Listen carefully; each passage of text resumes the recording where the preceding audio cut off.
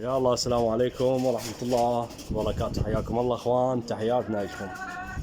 طبعا الله شاهد، طبعا هاي الفترة جاي انش الحمام، توقيته لحد 12 حد الوحدة، يعني ما يعبر هذا ل 11 مرات لل10 وينزل مو سوى.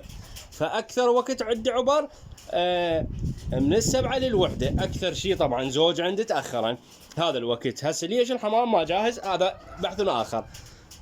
اليوم نشيت الحمام بالسبعة، انا هسه جيت من السوق اخر 3 اجين حاطن اكو بيهن حاطات قبلهن. هاي للامانه واحد يحكيها. هسه ب 11/26 مو هنا موضوعنا، انا عندي موضوع امانه الله. ف ايش عندي بعد شباب؟ هسه ايش عندي؟ واحد من الرومانيات، هذا واحد وينه هسه كان هنا. المهم كان هنا يراوح، هسه راح اصوره لكم. هسه تتفاجئون اكو طير بعد مو ياهن، اكو طير جاي يتاخر، وهي تقريبا مفاجاه قسما بذات الله.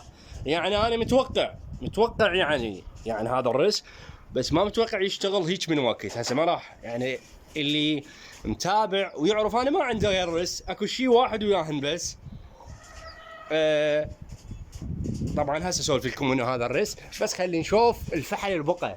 هذا شباب، هذا جايبين عندكم، هذا واحد بس مو هنا الحل شباب. اكو بعد واحد فوقه بالساعه هسه من 7 11:30، وواحد فوقه بي حتى وقت للوحده. امانه الله منو شباب؟ منو صراحه تقولون منو؟ امانه الله الطيره البيضة من رس البيض، قسما بذات الله يعني امر عجيب. وانا متوقع امانه الله، يعني متوقع بس ما اتوقع يعني فتحا وقت بسرعه صراحه. يعني هذا العنبر صرا والابيض والاهدل الرعاش يعني الذيل الطويل، يعني شويه مرات يتاخر. صح هو يحب هواء، يعني اذا اكو نسمه هواء انا امانه الله اطير الحمام. ابغى اجي القى الطيره ماكو، ينزل الحمام ب 11 ب 12 الطيره ماكو، اجي بالثنتين بالوحده القى الطيره. انا اقول هاي واقعه الطيره يعني. فمرتين 3 انتبهت القى الطيره امانه الله فراشه بالسماء. هالسكون تبين شباب، سكون تبين امانه الله. هسه شفت هالطيره، يعني هسه شفتها. البارحه او قبل يومين نزلت لها الكانه الطيره الساعه ب 12، يعني اطقهن ب7 واطلع. فامانه الله اجيت ب 12 نزلت الطيره هالكانه. قلت وين كانت؟ يعني ما متوقع صراحه، لان حمامي كله ما فاتح وقت حد ال 12 من 8 للوحده هيك، يعني هذا الوقت. بس الجاي هسه بس اشوفها شباب راح اصورها لكم، لان بالسماء وبيها بند عجيب امانه الله. يعني بيها بند عجيب يعني. ف تاخذ مثل ما يقول تصعد ويا 2 3 من الطيور، تبند بشكل مو طبيعي. الكراس اللاكع على البيض ذاك بالاخير من هناك. انا شردت بالتجربه شباب امانه الله، يعني شردت بالتجربه. البيض مطيارهم خفيف، المستورد مطياره اسرع. مع العلم اللاكه اللي يريد شباب كانه مع طير عراقي يجيب لاكه، يعني شبه بالطير العراقي بس طير مواريه اقوى، يعني درجات الحراره بوقت قوي، يفتح جنح بسرعه، يعني هالامور هاي شردت منه. رد الطير يكون مطياره خفيف يشبه العراقي تماما. وامانه الله حصلت اللي اريده، ما فتح وقت عندي، ظل ساعه ونص ساعتين وينزل، ساعه ونص ساعتين وينزل. اولت البارحه واليوم نزل الساعه ب 11 وربع. امانه الله ب 11 وربع، من 7 ب 11 وربع. تدريجي شباب، تدريجي فتح وقت. امانه الله للامانه، يعني انا ردت البيض اعزلها عندي بالخانات وعند ذن بيهن 30 35، قسمتها بالنص قلت ابيعها ونزلتها على الجروبات. بس فاجاتني البيضه امانه الله، لان ما عرفت امهاتهم وهن كلهم من زود. فترددت، رجعت مسحت المنشور، بطلت صراحه بالبدايه. فلحد الان ما شاء الله الطيره البيضاء مستوى عجيب، ما شاء الله. هسه هو لل 12 وللوحده جو هذا بارد وما اعرف ايش، بس شباب الحمام ما جاهز ياقته تبدي ب 12 بالواحد، يعني شغله طبيعيه. حمام يجر ل 12 طبيعه هسه، يعني جدا طبيعي شباب. باع الحمام هسه هذا الوردي، حمام هواي مصبر، حمام هواي مصبر. طبعا عندي دوام الساعة 12 ان شاء الله اقول تبين حتى يعني نصورها لكم او النزول مالتها. انا صورت نزول امانة الله، صورت نزول لها ذاك اليوم، وان شاء الله اليوم ما اعتقد لان انا الدوام المفروض بالوحدة اروح، فخلينا نشوف. الايام الجايه بيها مفاجآت كلش قويه على الرس البيض. هذا الطير مالتنا شباب، خلي نشوف. هذا والله 12 ينزل. ذيك شباب، ذيك الطيره بس تكون هاي الشمس بعيني. ذيك شباب واقفه شي حتى تبين. لا ما اعتقد تبين، يعني انا جاي اشوفها قوه امانه الله. ذيك الطيره بس تكون تنزل. هذا شباب حط هذا الفحل اخر واحد جا صعد، اخر واحد من الرس الرومانيات مالاتي، اخر واحد حاط. هذا شنو هذا؟ شنو هذا؟ با شباب شنو هذا؟ هاي شنو؟ امانة الله ولا ادري بيه شنو هذا. انا كنت قاعد للامانة شباب من راد يحط الطير قمت ما اعرف، عم برسله حط هذا. شنو هاي؟ عجيب. طبعا هذا الطير رجع صعد شباب. وشباب باعوا لي ذيك الطيرة البيضة، ذيك بالسماء شباب، الطيرة البيضة بالسماء. جاي تشوفونها شباب؟ هاي الطيرة البيضة فوق انا بينت هسه الحمد لله وشكر. وهذا الطير شباب ما شاء الله شيني هاي، عيون سود. هذا مطيرة ما نخليه، ما له خليق. تعال هم ننشر وما يطلع له راعي، وكل ساعة يجون يطلون مثل ما يقول حزورات، ما له خلق امانة الله. ذاك اليوم نشر الزوج وشلعوا وقلبي، اخر شيء قضيت مطيرتهن صورتهن، قلت خاف يطلع صاحبهن ورا النشر مالتي فنشرته ماكو. هذا همينه شباب نطير، احتمال اصلا ما نخليه. هذا الطير شباب راد ينزل ورجع هذا صعد شباب. هذه ما شاء الله شباب. وهاي الطيرة البيضة مو هاي فوقها شباب، بسم الله ما شاء الله، بسم الله ما شاء الله. هذا الرس الابيض. هواي من افتح بث مباشر على التيك توك يقولوا لي لنا شنو بس شكيل، فخلي يشوفون، خلي يشوفون من 7 الصبح بسم الله ما شاء الله. والطيرة البيضاء تلاقي الهواء، هو اهم شيء اكو شوية هواء شباب، اهم شيء اكو شوية هواء. بسم الله ما شاء الله. بيها بند يخبر كلش حلو، بيها ارتفاع كلش حلو. هذا الطير يوصل للبيت بس قمت يعني صورته رجع فز امانة الله.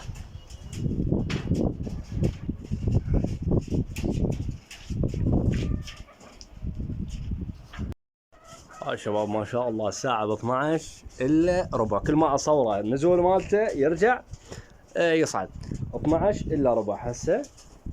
وهذا الطير بدأ ينزل، الطير بدأ ينزل. هذا لا بأس بمطيارهن، بس هو المطيار اليوم او الفيديو اليوم مو عليهن نهائيا امانة الله، مو عليهن، لان انا حمامي يفتح وقت شوية يعني مرات متأخر مرات حسب. وهذا الحمام انا ما جهزته نهائيا، يعني عفته على تلكه وما متخرجات امانة الله. بس هذا لهسه هذا ظل بالاخير هو هذا المتخرج الوحيد، يعني زين منه الحمام مالتي فتح وقت ل 12 كلش زين، يعني كلش زين. عنده طار ل 12 ومو كلهن للامانه بعد. فالاخوه اللي يسالون حمامهم ما جاي يطير، وهواي اسباب شباب، هواي اسباب. بعد الوقت بعد شباب هسه بردت قبل 3 ايام 4 رجعت حرت الدنيا، فجدا طبيعه مطيارهن هسه ل 12 واللي 11 جدا طبيعي. يعني الحمام يطير 3 ساعات 4 ساعات 5 ساعات كلش حلو، خوش وقت.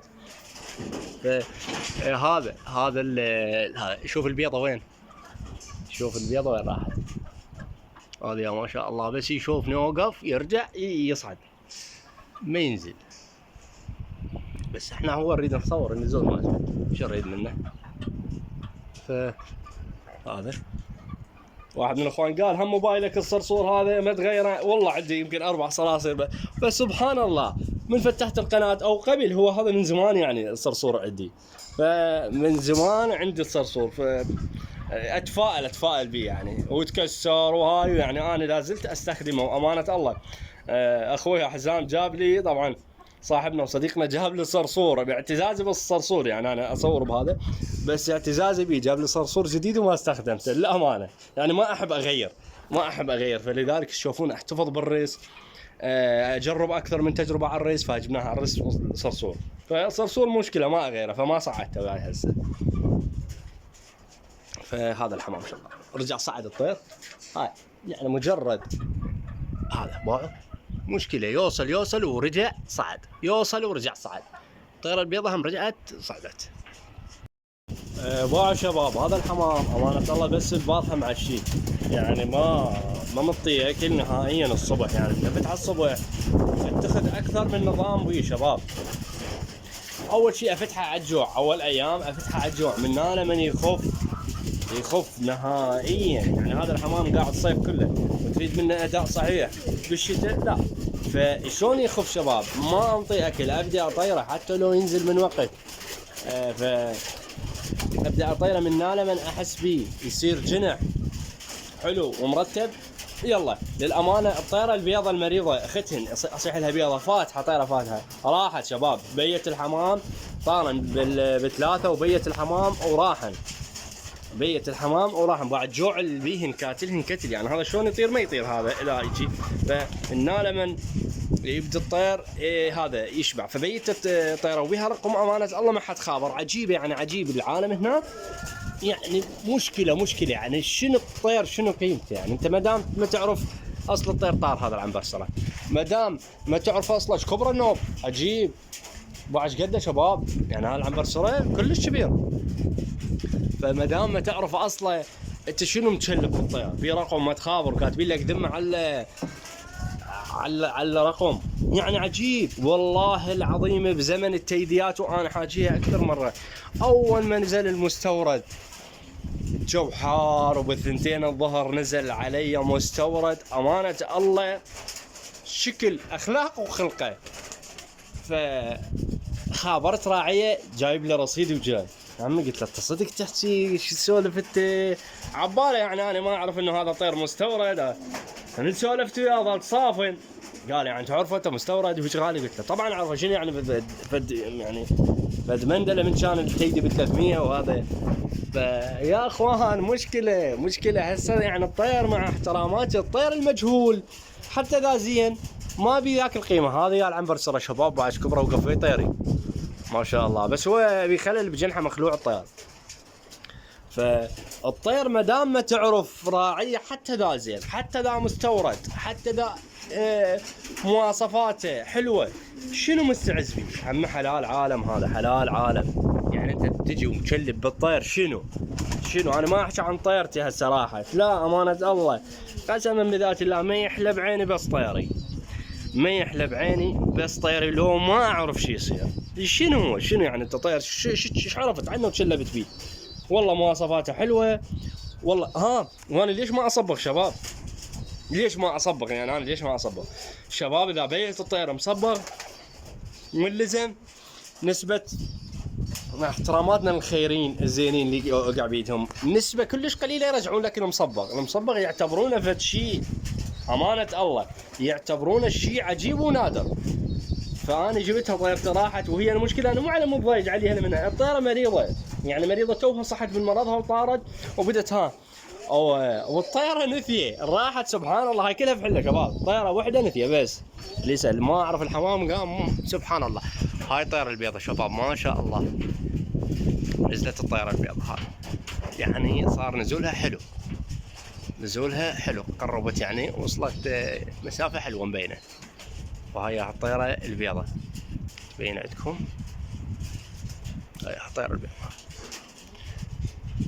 هذا الرس الابيض ما شاء الله. فانا هسه المفروض انزل اتغدى واصلي وهاي واروح، يعني عندي دوام بعد، مو مال ابقى والله ما ادري شلون، ما ادري. بس هاي الطيرة شباب نهائيا، وهاي كلها فحله تقول حمر وموقف لي انا، مو هذا.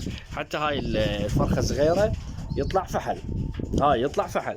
وعندي واحد همينه هسه جوا هم الصغيره، الطيره الفرخه الصغيره ماتت وظلت كبير سبحان الله، وهذا همينه فحل. فهي سبحان الله هذا النظام.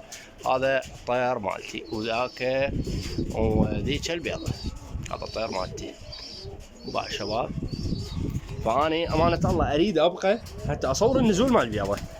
انا هسه فاتح وما منزلهن ومطه اكل بالمعلف وعايفه، والله عايفه في سبيل الحمام ينزلوا. هاي البيضه ما شاء الله بعض شلون سكنت، تبين عندكم هسه ايه بينت بعض شلون السكن، شلون واقفه بسم الله ما شاء الله. اللهم صل على محمد وآل محمد. بعض شلون سكنت بسم الله ما شاء الله. اللهم صل على محمد وآل محمد. كلش وقت مناسب، كلش وقت حلو بالنسبه للرس. يعني انت ما مجربه ذيك التجربه، يعني احنا نصيح له طير استعراضي الابيض، الابيض نصيح له طير استعراضي. يعني صح جربناه بميسان، وديت الميسان من نجربوه تعجبوا علي وامانه الله. يعني انا من اقول يطلع مخرج، يطلع مخرج من قاعه، الفرخه تطلع مخرجه قسما بذات الله. يعني وطيت 3 الولد عسكري يداوم على الحدود، على حدود مال زرباطيه او هيك شيء، على هذا على بدره. فسبحان الله وعنده تك منهن ابيض، يقول هذا التك يعوف الحمام يوقف وقت. قلت له خذن مخرجات وشوفن عنده حمام كوما، قلت له بس ثبتهن والنوب هذا. فبع الحمام الغريب فايش سوى شباب؟ انطيته ايش قد 4 و3 لا 4. ف سو انا مصور لكم بس البيضه شباب، بس الطياره البيضه هذا قرب النزول. فطيرهن هناك قسما بذات الله تعجب عليهن. قال الطير يطلع، انا قال ما شايف ايش طير يطلع مخرج من قاعه. قلت له الحمد لله والشكر مثل ما على حكايتي. فهاي الطيره شباب، فعنده حمام هواي 50 من 60 ضربه تنفسيه عنده، وظل يعالج بيهن يعالج بيهن. نازل للدوام لاقيهن هامليهن وميتات الطيور من الجوع وما حد يعطيهن اكل.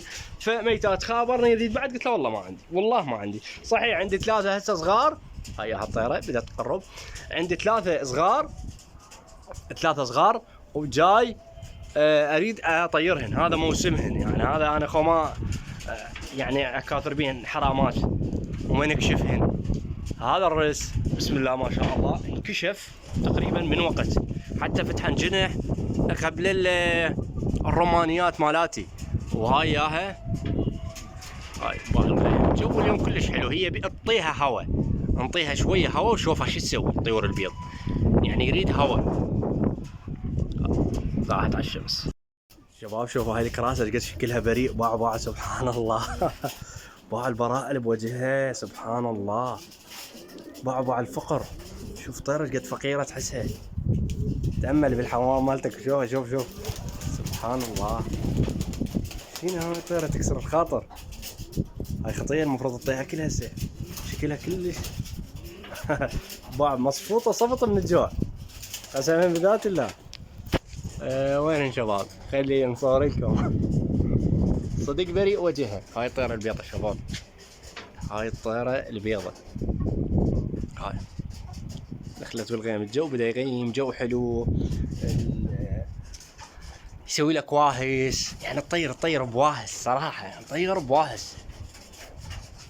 جو شمس وفي برودة، يعني اليوم درجة الحرارة ما أعرف يعني، بس جو بارد. يعني ما شفت حالة الطقس بالمضبوط، فالجو يسوي واهس. هذا مالتنا وين؟ هذا الثاني وين راح؟ هذا ينزل هيك بالهواء. هذا يبغى مين يجي بابا شباب، هذا يرجع. هذا والجو اللي قلت له شباب صافي ونقي. الجو مو مطرة الدنيا، مو مطر قوي عندنا بالكوت، بس تلطف الجو، تلطف يعني ما بي غبار ما بي فد شيء، فحتى الطير يرتاح، لا يضرب تنفسية لا فد شيء غبار، فالجو حلو كلش حلو. بقى شباب هذا ما شاء الله سبحان الله قد حلو الجو. فباو هواي مصبغ حمام، يعني احتمال البيضة بس البيضة اصبغها، بس البيضة اصبغها، لان الرس هواي خير من الله عندي منها، فحتى اذا ضاعت وما انطوها فدوه. فولو احنا جاي نسوي تجربه وتعبت والله تعبت، يلا مثل ما يقول يلا بدت تثبت عندي، مرتين باتت برا ورجعت امانه الله، وانا منزلكم فيديو بها. فعاد نصبغها بنفسجي، انا جبت بنفسجي، هذا بحاتار، هذا مال جنحين هف. يعني امانه الله ان قلت لكم انا ما يعني هاي الحمام الغريب ما لي واحس فيه، هاي العالم ما اعرف شلون تحط طير وتعتز بيه وتخلي حمام يشكل بالسطح، ما اخلي رسوس احتفظ بيها واتونس بيها. طبعا هذا ما عندي مكان، خليته هنا شلون محطاط، ما اعرف اصبغه ما اصبغه، يعني بنص الابراج باع شباب، بنص الابراج، يعني ما ادري. اي بسم الله ما شاء الله غير ينزل. ها شباب شنو هذا الطير بيه خلل، ترى الخلل انه هذا الطير جنحه محروق امانه الله، يعني هذا الطير العام لعب طوبه بالجو ما ينزل نهائيا، فهاي السنه لا اختلفت وضعيته، جنحه محروق بعض يوصل ويرجع، يوصل ويرجع يصعد. طبعا بديت اتاخر، بدا الوقت يداهمني صراحه. هاي الطيره البيضة شباب، هاي الطيره البيضة، هاي جاي تبين نص الغيم، هاي شباب هاي وين راحت، هاي شباب هاي جاي تبين عندكم، هاي شباب الطيره اخير شي بينت، بسم الله ما شاء الله، اللهم صل على محمد وآل محمد. طبعا ابو درب الرماني هذا حافظ على مكانه كانه ما يدري بيتحدى، صار يهرس الرمانيات والبيض، فظل يراوح على البيت هاي، بس تنزل يعني اذا نزلت البيضه ما اعتقد تبقى تراوح، يعني ما اعتقد، يعني ما مجرب الرس هذا انه يبقى يراوح، هذا الرس الرمانيات يخادعك، يظل يوصل ويرجع يصعد، يوصل ويرجع يصعد، فيظل يخادعك. فهاي الطيره البيضه شباب هاي بسم الله ما شاء الله، انا اريدها تنزل امانه الله، اريدها تنزل حتى اصور نزولها. هاي بعد انا اطمئنيت هذا الرس يكمل نهار، امانه الله هذا الرس يكمل نهار، وانتظروا شوفوا طيره متلكه وطيره بعدها صغيره وما صار لها شهر من قام تطير علي. هاي تذكرني بالرصاصيه اللي كضيتها، فتحت جنح بسرعه عجيبه. فهاي البيضه بسم الله ما شاء الله، اللهم بلا حسد، اي والله. فرس ما شاء الله انكشف من وقت وبين من وقت، والحمد لله على كل حال، يعني ما ضاع تعبنا هاي السنوات به طويله محتفظين بهذا الرس، وبين للامانه عبرت الساعه 12، للامانه عبرت الساعه 12 وها يا دوب ركضت صليت ورجعت حتى اصور الحق اصور. هذا الرس الرماني بعده الفحل، هذا الفحل بعده. وشباب بشغله غريبه، هذا الفحل يقر بس لا يزيف على طيره ولا يركض ورا طيره ولا هالسوالف هاي عنده، طير مو فاسد ما يدور مكسرات. فهذا الطير عاقل امانه الله، يعني الهدوء اللي عنده عجيب. واشوفكم جناحه حتى تقولون شلون جاي يطير. هذا شباب هذا يشبه ابو حلقتين، فابو حلقتين تخريجه جديد صار له شهر من خرجته، اقل شهر، فيشبه ابو حلقتين، فخليت ذاك خليت له حلقتين حتى اميزه عن هذا الفحل القديم. هذا اكبر من ابو حلقتين، هذا صار عندي اول ما اجيت هنا، يعني اول ما حطيت العام صار عنده هذا الطير. ف شوفوا شباب شوفوا، فهذا بس ينزل ان شاء الله ينزل اصوره لكم. الطيره البيضاء ما اعرف تدخل بالغيم، يعني توصل تدخل بالغيم وتختفي. ف ها شباب هذه بسم الله ما شاء الله. هذه هسه اصور لكم جنحة الطير، ولو انا ما جايب الستاند اصور بيه شلون. يلا نشوف لنا طريقة نلزمه ونصور جنحة. اذا نزلت باوع، اذا نزلت يعني الرس الابيض فاز عليك، فانت بكيفك. هو هسه هذا يوصل يعني يوصل يقول حط ورجع صعب. والله حتى ايدي وقعت من الموبايل، لان هو هسه غير يريد يحط. طيور شباب جوعانه جاي توصل يمي وترجع تريد تنزل على اكل. هاي شباب هاي الطيره البيضاء باع وقوفها بالسماء، شلون واقفه باعوا على الجو. خوب الرماني يراوح يروح ويرجع، شغله طبيعيه رغم مطياره خفته. بس شوفوا لي البيضه يعني بسم الله ما شاء الله على المطيار.